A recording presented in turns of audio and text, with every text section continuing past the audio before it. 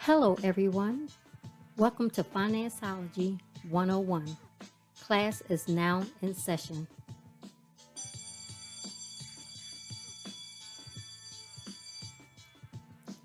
The information provided during this podcast is just that information. You will need to do further research to address your specific situation. Enjoy the session. Welcome, everyone, to another session of Gifted Generations Presents FinanceOlogy 101 podcast. I'm your host, Robin Seegers, and my husband is co host Elroy Seegers. She didn't sound too sure about that name, did she, y'all? No, because you never say anything. It's Well, like I'll be waiting for you, like, then I'm stepping on you. But I'm like, Errol Seekers is here, y'all. Woohoo! Robinson's partner in life. She said, Okay. Errol Seekers. Okay. All right. So, our resident financial guru that we always love talking to is Tina Smith. She's the president of the Financial T Coaching and Consulting Firm. She's a financial mentor, she's a financial coach, and she's an author. She wrote the book, It's Your Turn, Walk in Your Financial Purpose. Hello, Miss Tina Smith. Hello, and I'm so happy to be back with you All guys. right. Yes, Excited. yes. It's a new year. We're ready to go.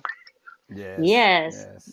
get this information out there. So we're gonna start this one off with you. Money markets versus savings account. What is the difference? Okay. So before I get into the differences, I want to Mm-hmm. say that it is very important to save. Any listeners, you have to understand your budget, understand where your money is coming from, where it's going to. You also want to make sure that as you budget, you make sure that you put room in your budget for saving. Now, that may mean that as you make room, you might have to sacrifice some things. You might not be able to go out as much, or you might not be able to eat out as much. You might not be able to do some of the extracurricular things, um, that most people do and spend money and don't have room for money to save. So it's going to be very important that you take a look at what's coming in, what's going out. You may have to sacrifice some things so that you actually have money to put into savings. Now, a good savings goal should be about 3 to 6 months worth of expenses. So that would include like your mortgage, utilities, car note, rent, um, phone, And any subscriptions that you may have, whatever those expenses are, capture what that amount is per month, multiply that by 3, 4, 5, or 6. And that's how much you should have in a savings account. So I wanted to preface that first by making sure we understand that it is important to have a savings mechanism in place before we even get into what vehicle to put it in. Does that make sense? yes, it Yeah. does. So, Yes. so if we're going to talk about this, we want to make sure that we all understand the foundation that savings is an absolute must. Right. If things go crazy like they have been, a la 2019 when the government was shut down around Christmas time, a la 2013 when there was a government shutdown then. It was sequestration. They had a very nice word for it. But, a la today, I mean, if, things continue to pop off overseas and other countries of power get involved, that may hurt us, in the United States. So, the volatility of today's current events, the uncertainty of the environment always, always, always make you want to rethink your finances and say, do I have enough savings to make sure that if things go awry, Right. shoot, a la COVID, let's put that out there. I mean, people lost their jobs because of COVID as well. So, you want to make sure that you've got, some months worth of savings so that if things go awry, you're good to go. Now, there are two opportunities for you to do so. And when we're talking savings, we're not talking retirement savings today. We're talking about liquid savings that you can either go to the bank and get, and do a quick withdrawal. You can go to an ATM and withdraw. Some people like to have money there and, a few $100 or even $1,000 kind of, in the house. So if they got to pick up and go quite quickly, they've got cash, they can move on, if things, if a, if, let's say, Russia decided to hack all of our systems, our financial systems. Well, there went all our bank transactions and our ATM stuff. So some people say, hey, if that happens, I've got money at the house, that I could, if we need to work, if we need to get up and move out, we can. So that's the kind of money that I'm talking about. Money that you can have quick access to. You don't have to sell any assets in order to get it. We're talking strictly liquid emergency savings, let's say. So there are a couple of ways to do that. Now, you could use your bank in both cases. There is a normal savings account, and you can go to your local federal credit union. You can go to your favorite bank, and within a 3-mile radius, I probably have 20 banks. I feel, so choose your favorite bank, whatever that means. As a financial professional who see clients that are or who are trying to build credit, trying to get more bang from a savings, if you will, for their buck. Normally, credit unions give you the better interest rates. Please feel free to go to your favorite bank's website, your favorite federal credit union's website. Feel free to compare. There are opportunities available for you to, create some savings. Now, my favorite credit union calls the savings account a share savings. I don't really know what that means, but okay. I do know that the share savings account that we have at our federal credit union gives like a 0.25 rate. So Okay. theoretically, you would think, hey, I got $1, then surely 25 cents should come my way. No, that's not how that works. And if you have any money in savings, you will clearly see that for every dollar, you do not get 25 cents back. That would be Let's good. be clear. That would be great. Let's be clear. It's 0.25%, which means instead of 25 cents, throw a couple of extra zeros in front of that, and then there's a decimal 0025. That's what that means. No, seriously.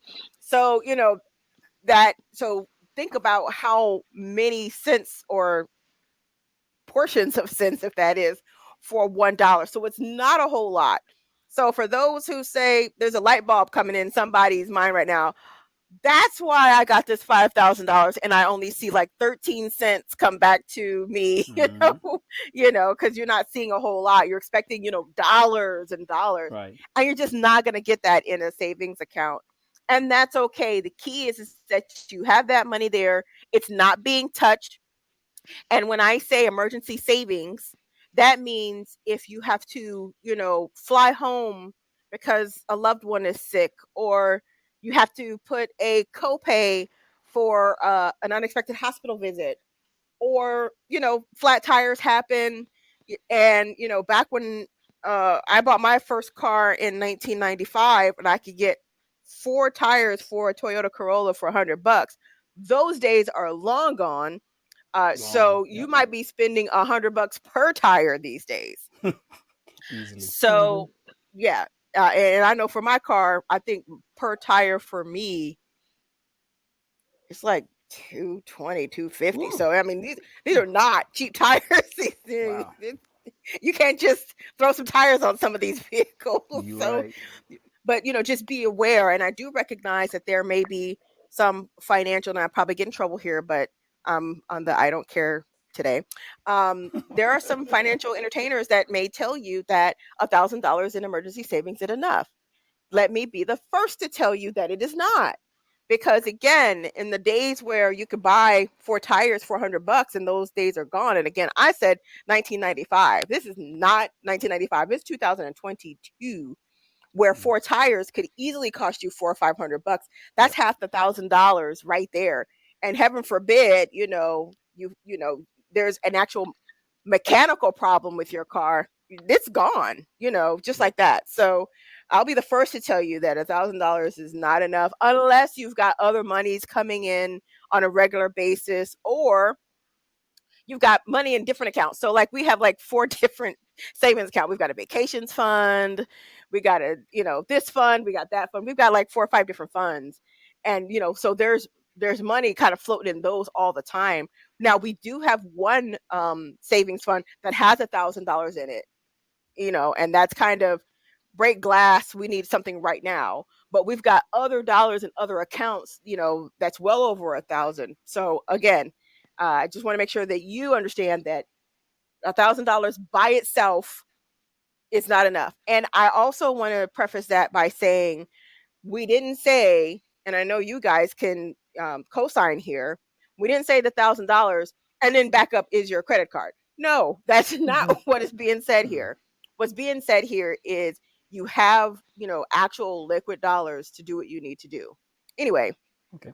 That's an aside. But you'll notice that as you're, you know, doing your savings, you don't have a lot coming back to you, and that's okay. The whole key is to make sure that you've got savings in the case of emergency, like the emergencies that I listed.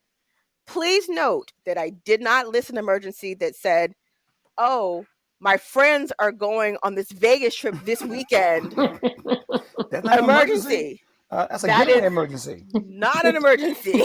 Oh, wow. I'm saying so that's a getaway emergency. I gotta get My away. friends are going to happy hour today, and I don't get paid until Thursday. That's not an emergency. Not an emergency, no. I heard the word happy hour. Or there's this fabulous brunch that's happening on Sunday, and it's a white party. And, you know, I'm in the DMV area, so all these things that I'm talking about are things that happen normally around the area. So, but still, yet, not emergencies. You know, I'm talking about, you know, break glass emergencies, you know, your world is stopping because of these things. You know, because, you know, like the copay and the flat tires, things of that nature. So that's why it's so important to have more than $1,000 going more towards the 3 to 6 months worth of expenses, because there's some wiggle room that might be applicable there. So you want to make sure that those dollars are there and you continue to put money into your savings account. I always recommend to clients that if we're going to do a savings plan, that doesn't mean your savings plan is when you get taxes back. I know I hurt your feelings right there. That is not a savings plan. What I am saying is that's a great start to a savings plan. Don't get me wrong. And I talk to clients all the time, and this is a great time to start your savings if you don't have one. But a savings plan is something that is continual on an either by paycheck basis or by monthly basis. You want to continue to put dollars in continuously and on a regular periodic basis. So you can do that in a normal savings account, and you can also do that in a money market account. Now, when I say money market account, there are 2 types of money market accounts that people are thinking of right now. One of them is the kind of money market account that we're going to actually discuss tonight. The other money market account, somebody's probably thinking, ooh, I saw a money market account in my 401k. When I pull my statement up or when I look at my 401k online, this says money market account. Please know that the money market account that's in your 401k is whatever dollars or any monies that is in there that is part of your retirement plan, that is not being invested into the stock market, that is just literally sitting there in cash. That's all it's doing, but it's tied up into your retirement account. That is not the money market account that we're talking about today. We're talking about the kind of money market account in which you can open up at your bank. You can go to your favorite federal credit union, your favorite bank. A lot of times, the APR, the annual percentage rate, normally is higher than your said normal savings account. So instead of maybe 2.5, maybe that looks like 1%. Maybe that looks more like 1.5 or maybe even 2 these days. So you get a lot more return than your normal savings account. So that's a very important difference, number one. The flip side to that very important difference, which is very important difference number two, is you are limited on how many withdrawals you can take out. So if you have a money market account, you've got that 1% that is absolutely fabulous, and you're just like, yes, this is way more than my regular savings could ever do. Please know that when you sign up for this money market account at your bank or favorite credit union, there's going to be a stipulation you need to look for that says limit. The one that I had, it limited me to 6 withdrawals per every running 30 days. So today is the 22nd. So between today and 30 days from now, I can't take out any more than 6 withdrawals. At that 7th withdrawal within that 30-day span, and this is a running 30 days. So today it's 30 days from today. Tomorrow it's another 30 days from tomorrow. So at any given time, it cannot be more than 6 withdrawals, and that's the one that I have. There might be others that may have it less. Maybe that looks like 3 or 4 a month, or maybe that looks like 7 or 8 a month. But the one that I had was 6. On that 7th withdrawal within that 30 days, my account was shut down. What? Wow. Yes. They said, the whole point of this whole thing, we're going to give you this, say 1%. Mine had 2, but this was quite a few years ago. But we're going to give you this 2%, Tina. But the whole point of you is to keep that money in there and stay there. We are basically prohibiting you from withdrawing your money. Now, there's an advantage to that. Think that going to the mall with your girlfriend to go get that new purse is an emergency. This hinders you from doing that kind of thing because you're like, wait a minute. If I do this, then I really have to be considerate of the other withdrawals that I may have, the emergencies that may come up and I need it. Because the minute that I take more withdrawals than allowed that month, they're going to shut me down. So you have to be very cognizant. So that gives you another, hurdle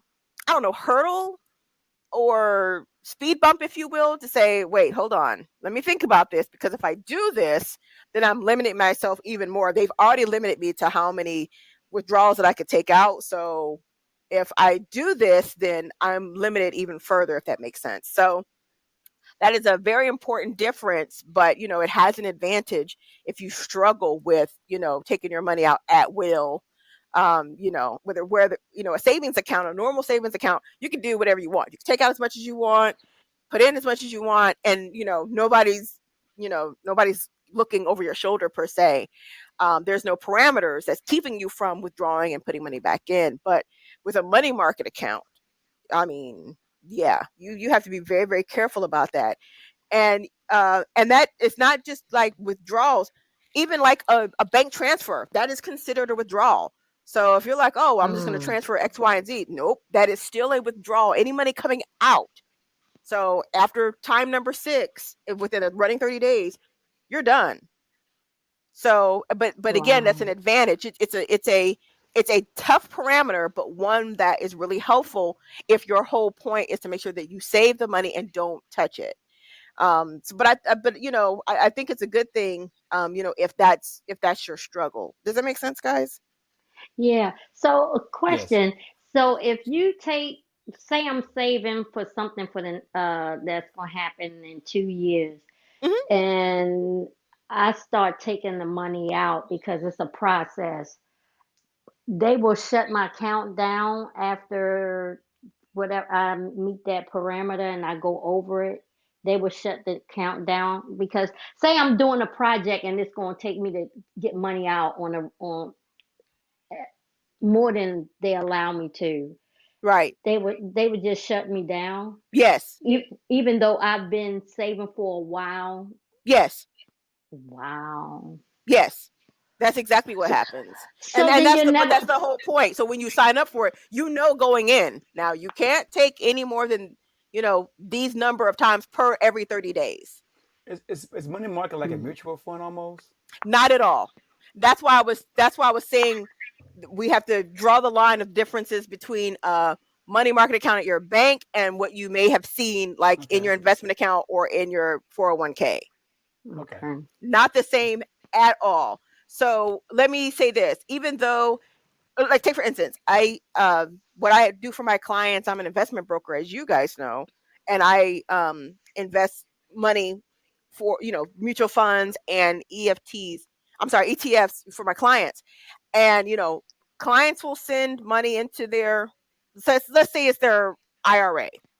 The IRA will sit in cash until I go into the system, pick it up, and move it to, the actual investment or mutual fund or ETF. Okay. But Okay. if I say, if my client says, "Oh snap, I sent you this extra money by accident. I know I sent it to I know I sent it to my IRA, but I need that money back." The IRS will see that as an IRA withdrawal, even though it's sitting in cash. Wow. Because it was picked up and put into the moniker IRA, because it's under the umbrella of IRA. If it's in cash, if it's in gold, if it's in silver, if it's in whatever, it is now a contribution to your IRA, and any withdrawal will be, will have a penalty. You know what I mean? So that's why it's a very stark difference between what you may see in investments or what you may see, at your bank. Very, very stark difference. So it's nothing like a mutual fund at all. Nothing like that. Wow. So a money market, basically, you put the money in, and when you need the money out, you better be prepared to close the account. Well, that's only if you make more withdrawals than required every 30 days. So, like, over the next 30 days, if I have a money market account, I can't withdraw more than 6 times out of my account within the next 30 days. Okay. Now, if I'm withdrawing, like you were talking about, like a process, and I think that's a great point that you bring up, Robin. If this is a process you've saved for like 2 years and now it's time to start doing that, then maybe, 2 times a month or whatever, and then withdraw that as a process. Does that make sense? Yeah. Versus you trying to do 6 or 7 in 30 days. And if you slip up and, like, take for instance, January 28th to February 28th might feel like 30 days, but it's not really. So we're just assuming that that's 30 days, and it might be actually 29, you know what I mean? Or whatever. Or the same with, February 15th to March 15th, not 30 days, because the month is short. So you just have to be cognizant of, the number of times you withdraw within that 30-day pocket. And if you didn't withdraw more times, within that 30-day pocket, you're good to go. Okay. I mean, I guess that's good because, like you said, it kind of keeps you from dipping in your savings a lot. Right. So that is good. Yeah, Okay. it does have an advantage. It really does. That's good. Ooh. Girl, got my head spinning.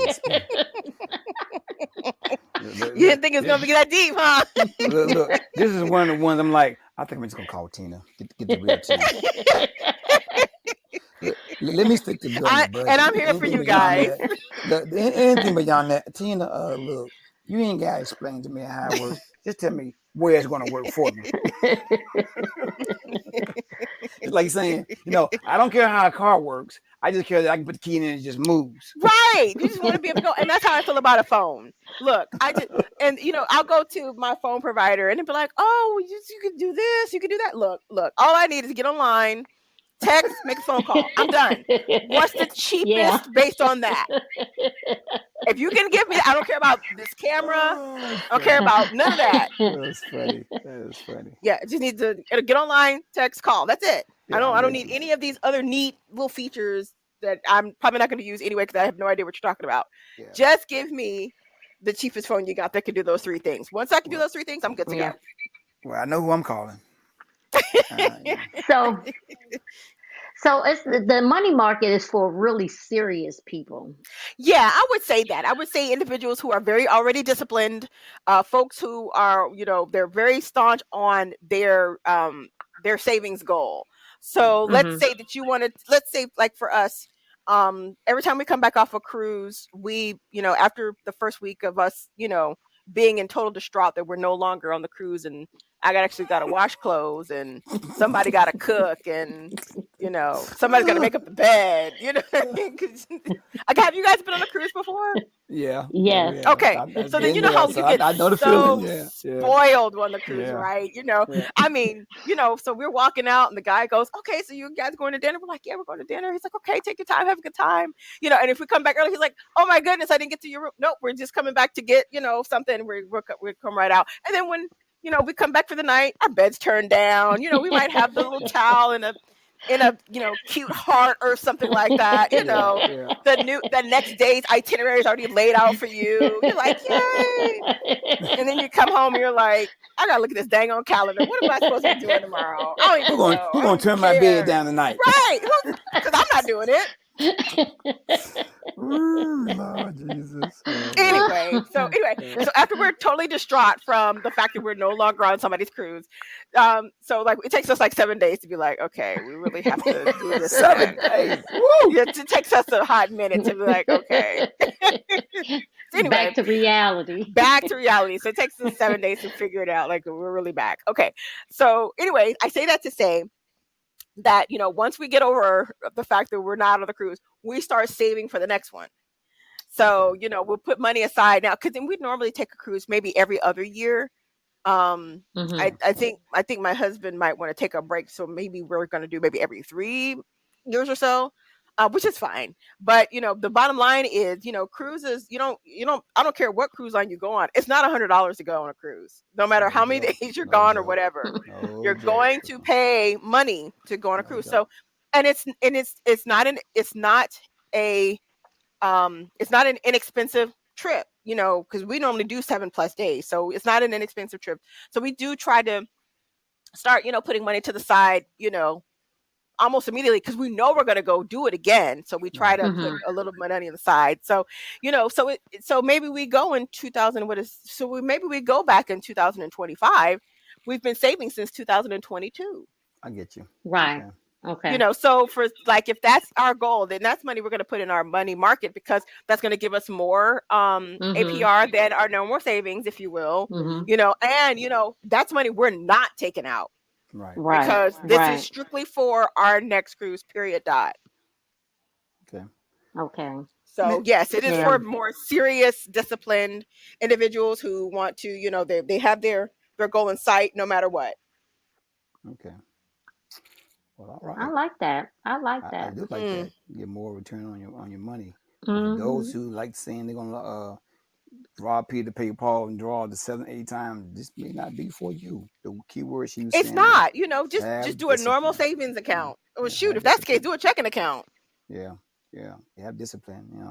And I know you're very disciplined, because you told us your history, where you're coming from and stuff. So that's a good thing to be. It's discipline. A lot of people don't have that. But if you want to go on the cruise, most people do what? They take that card and swipe it and charge it up. Say, I pay it off. They like to charge it up and then pay it off on the end, versus what you're doing, you're paying yourself. The charge card is paying somebody else. So I like that philosophy. It's the exact same amount of money. One is like I'm making money. One is like I'm paying somebody extra. So that 2.5% is now 14.21%. Yeah. Wow. Right. Yeah, I like yeah. And 14% these days, that's if you have excellent credit. That's why I said 14%. Yeah, that's if you have excellent credit. So just think, if your credit is just okay, you're like, oh, 25%. So let's talk about that. So I would tell you exactly what we did.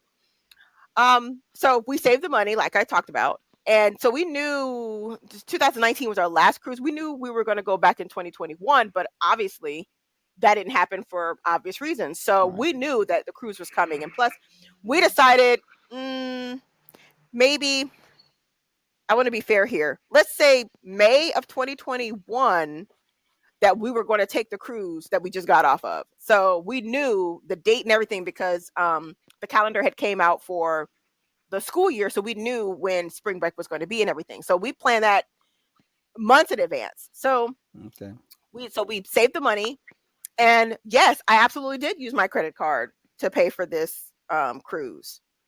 And then as soon as the payment was pending, I transferred You that money pay right for it. on. Right. And so, I Mm-hmm. mean, the minute that it actually hit as an actual transaction, not a pending transaction, Right. the money that I paid on it was already there. So I had like a Yep. credit of like Right. $2,800. So Right. the credit was just saying, I'm here, I'm waiting to be charged. And then, so we're good to go. Right. Right. Yeah. See, Right. that's smart thinking. So Like I I do get said, the points and the rewards and stuff. As a matter of fact, I was, before we left, we had gotten some like rebate points from our credit card before we left. Like, hey, I'll take it.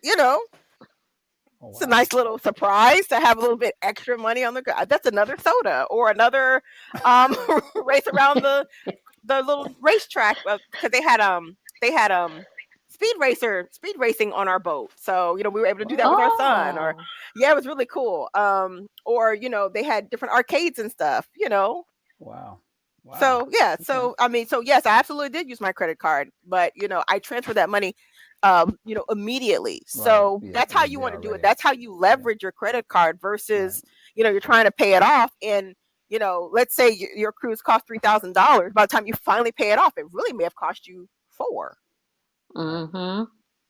So you want So to be careful with that. yeah. Yeah. So for you, it was a win-win situation. Oh yeah, You, yeah. So if you have your money in the money market, it's earning money. Then you right. charge it, and then you pay it off. You get points. Get points. So Yeah, y- just Mm. being strategic and thinking about it, you Yep. can make it a good situation for yourself. She definitely did. absolutely, and that's what I Mm-hmm. call you playing the game, not letting the game play you. For you. Yeah. Right. Yeah. Yeah. That was smart.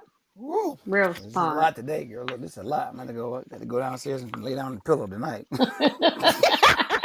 No, tomorrow I'm gonna be looking up money market accounts. I'm gonna be looking up Yes, some she Yeah, is. information.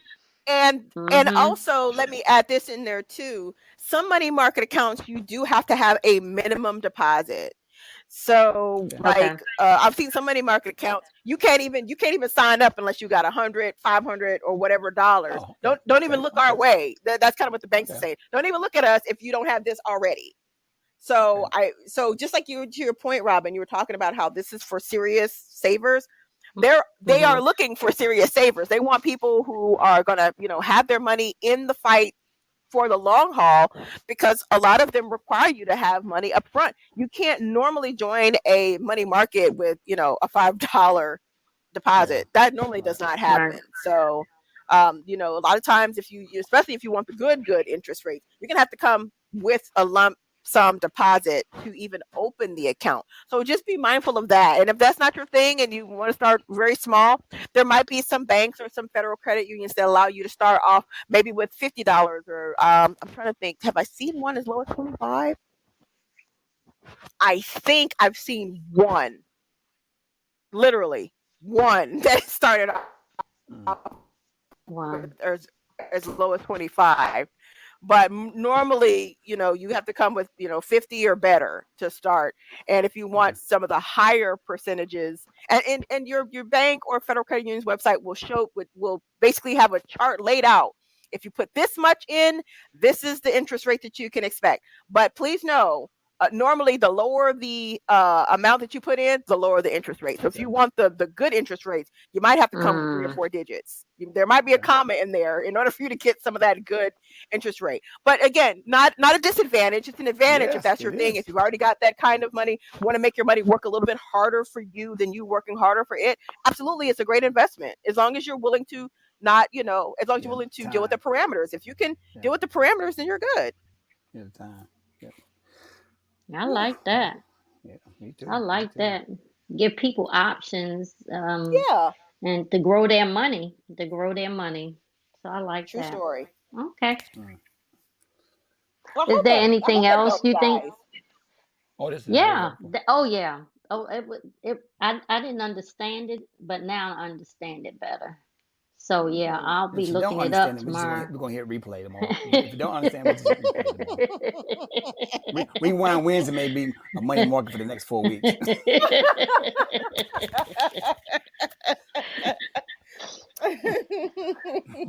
But no, I don't So think that there's any other items to discuss. Again, just like we were talking about right before we got on the air, Not very many differences, just important differences. And so those are the important Right. differences that you can expect between those two.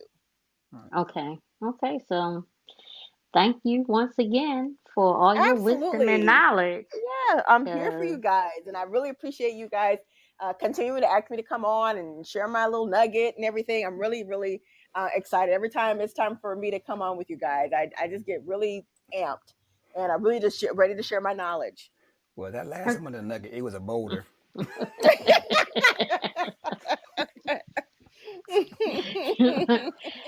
so, Tina, give everyone your social media information so they can contact you if they need to. Absolutely. So let's start with the website. So the website is thefinancialtea.org. That is TheFinancial, the letter T.org. You can also reach me on social media. Let's see. Facebook, I'm at The Financial T. Twitter, I'm at The Financial T. And Instagram, I'm at the_financial_T. I remember one time I went on and joined Club Quarantine Party, and D Nice shouted me out. I was so excited, except he said the financial one. I was like, yeah, that's me still. It's still me, but it's the financial T. The T looked like a one, but it is what it is. I was excited that Oh, Jesus. one of my high school crushes even thought to even say my name. So I took it.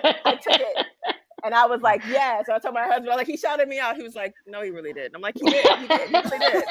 He did. And my husband was like, yeah, whatever makes you sleep at night, baby. But it's the financial T. It is at the_financial_T. Shout out to D Nice. He shot me out, I'm shout him back out. Yes. Okay. All right.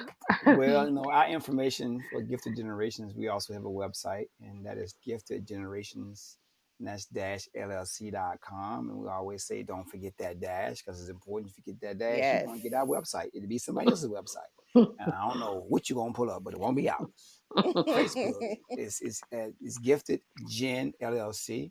And as Tina's always say, the gram. So I'm Yes. saying the gram. It's gift.gen. On YouTube, you can search for Gifted Generations LLC. One thing about our company is that we try to help improve lives by improving one's personal finances, which Tina does. She gets still down to the meat of it. But we're trying to help people build common knowledge as far as financial freedom and budget building. Once you get more serious about how you're investing, we're gonna ship you right over to Tina. So we're trying to always help build people. So reach out to us. We have all kind of things we can do for small groups and large groups. We're there to facilitate anything that we can in today's environment. So holler at us. We can definitely come out and see you. All Back to you. right. Oh, Well, wait a minute. I got one more thing. Also, the what? book that I was part of was called Dose of Victories for Veterans. It's a book collaboration. I'm soon going to be, and don't know the exact dates. It's going to be in the New York Weekly, the LA Wire, Nice. well, Congratulations. thank you, the CEO Weekly, the Atlanta Wire, the Miami Wire, and the San Francisco Post. And soon we're going to be in Times Square on the billboard with my big old happy face and big old bald head. I'll be smiling and say, "It's your boy Elroy." That's going to be me one day. I'll let y'all know when it's up there. I want you, if you're in New York, stop by and see us on the billboard. Back to you, Rob. Well, thank you. We appreciate it. Who's Bob? That's what I want to know. Who is Bob? Robin. Back to you, Robin. Oh, okay, got it. Back to you, I thought Robin. you said Bob, B-O-B. You said Back to you, Irby. Robin. Got it. Okay, I I'm said it I'm so there. fast. Okay, back to you, Robin. Yeah, I'm like, who's Bob? Robin. So, Edit that part out, baby. Edit that part out. okay, I will. Once again, thank you so much, Tina. We really appreciate you taking the time out to speak to us again. So, thank you Yeah. so much. I know You this was guys are tough because so coming from welcome. a cruise, you got, like, whoa, girl, you came from a cruise to this. Thank you so much for just Oh, you're squeezing us in your so time. welcome. It shows you how committed you are. So that tells you, your commitment to not only just to us, but to the people you serve. You're Yes, in it to win it, not for you, but I for them am. also. So thank you. Absolutely. Thank And you you know, so I much. got Thank you 5 so more much. days to figure this out. So, you know, Mm. I have 5 more days to remember I'm not on this cruise. So, yes, I am Oh, committed Jesus. indeed. So I got 5 more Oh, days. yeah, mercy. That is too funny. Too funny. Too funny. Well, All thank right, you, Tina. lady. Yes, thank you, and you have a wonderful evening. All And right. you. Thank you guys. All right. Take care. Thanks, Tina. Mm, Take all care. right. Bye bye. Bye bye.